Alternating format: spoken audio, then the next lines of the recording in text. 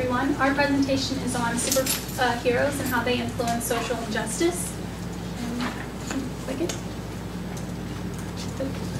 Our first superhero is Ironheart, aka Riri Williams. She resists racism and sexism. So a little bit of context.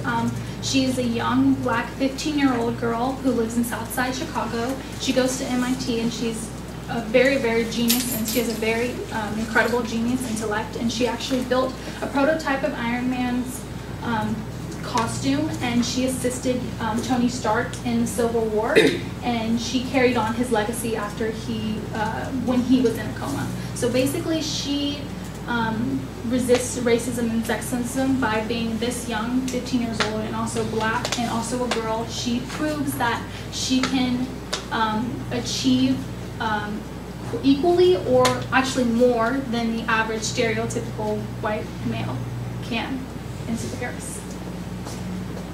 Our next superhero is Kamala Khan, which is the new Miss Marvel. She's a 16-year-old Muslim American who lives in New Jersey, and she struggles with her identity and her insecurities, and she fights racism, sexism, and the sexualization of women.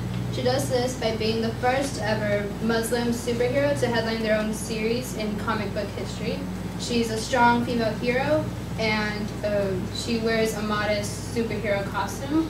She represents the Muslim American population in comics, and she opens the realm of superheroes to their culture. She also inspires young girls of diverse ethnic backgrounds. Our next group of superheroes are the Incredibles, who are a family of white people with superpowers, and they perpetuate the idea that all superheroes are white because they're all white. But there's a black role included, but it's a very minor addition to the plot, as he's only a sidekick, and they do this in order to appeal to an audience that agrees with the perspective that all superheroes are with. So the Runaways are a group of teens with superhuman abilities. They resist racism and the comic book standard of having an adult character as like the main character for everything. Like, you know how the Avengers are all adults and stuff. You don't find many teens, but with this, all of them are teenagers, every single one. And one of the ways that they combat and resist the basic stereotypes and stuff is that they are a diverse group of teens from different ethnic backgrounds and races. But however, they do perpetuate a violent youth, since basically their entire story is around them fighting their parents, who are basically supervillains. Actually, if you guys want to see it, it's now a Netflix show. So just to get that out there. But one of the goals of the comic is to basically give young adults the ability to see justice in their own age.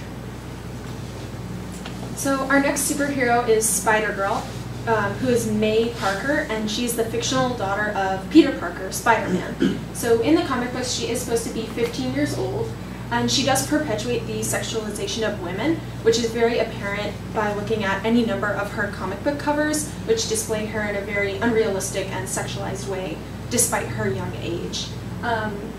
She also is sexualized to appeal to a predominantly male audience, and the comics are written by male authors. And she resists sexism and gender stereotypes because she is, despite her sexualized appearance, a very strong female character, and she can use this to inspire young girls. And last but not least, we have Soldier Zero, which is played by Stuart Trauman, who was an Afghanistan veteran who became a paraplegic after suffering from a IED explosion. And he perpetuates the difficulties faced by disabled through which, if you look at the comic books, you can see even though he's very intelligent, he's extremely strong from the waist up. He's still got all his muscle. He's still snickered at. He still has difficulties entering certain buildings because an example from the comic book is, quote, fire regulations. And despite all this, he resists the difficulties faced by by showing that they can stand up for themselves and that they can accept that, hey, this isn't that bad. I can still fight back against these things. And why he does this? He does this to inspire the disabled and show that even with like this life-changing disability, you can still do good for the world. You can still do things. And so, what is our argument is that while the comic book companies such as Marvel or DC and their created heroes have taken strides and have tried to implement equality and diversity through their mediums such as their movies, comic books, or their video games, some still do perpetuate the idea that of some social injustices such as sexism or racism. So our good solutions are that comic creators, artists, etc. They should create more diverse heroes and less sexualized heroes. And this actually creates a more diverse audience, and it not only boosts new comic book sales, but it also overturns that they make a profit. It also overturns old comic books and superheroes in their beliefs. So basically, while you're kind of diversifying and making different religions, race, sexualities, you're also kind of bringing together people because they all have a common identity and they can all say, oh, this relates to me, I can read this, I identify with this.